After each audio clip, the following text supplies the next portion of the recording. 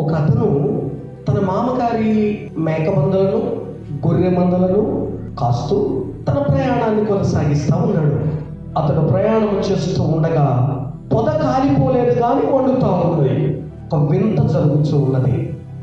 ఆ వింత చూద్దామని అతడు ఆ ప్లేస్కి వెళ్ళాడు. అక్కడ నుంచి ఒక స్వరం వినిపిస్తూ ఉంది. ఏదైనా జరుగుతుంటే నాకెందుకులే అని వెళ్ళిపోయే తత్వము కలిగిన వాడు కాడు. ఆయనే మోషే గారు. ఆ వింత ఏమిటో చూద్దామని వెళ్ళాడు.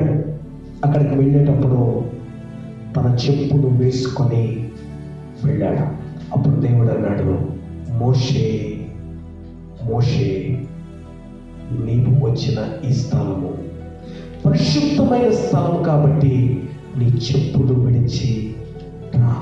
ఇతడు ఒక జరుగుతున్న పనికి స్పందించేవాడు. అంత మాత్రమే కాదు, విధేయత కలిగి వినే అనుభవం కలిగిన వాడు. ఇవి రెండు కూడా అతనిలో ఉన్నాయి కాబట్టి అతడు అంచెలంచెలుగా ఒక గొప్ప నాయకుడిగా రూపాంతరము చెందాడు. ఒక నాయకుడిగా కావాలి అంటే తన చుట్టుపక్కల పరిస్థితులను అంచనా వేయగలిగి, చూడగలిగి, ప్రతిదాన్ని కూడా క్షుణ్ణంగా అవగాహన కలిగిన వ్యక్తిగా ఉండాలి. అలా ఉండగలిగిన వాడు మోషే గారు.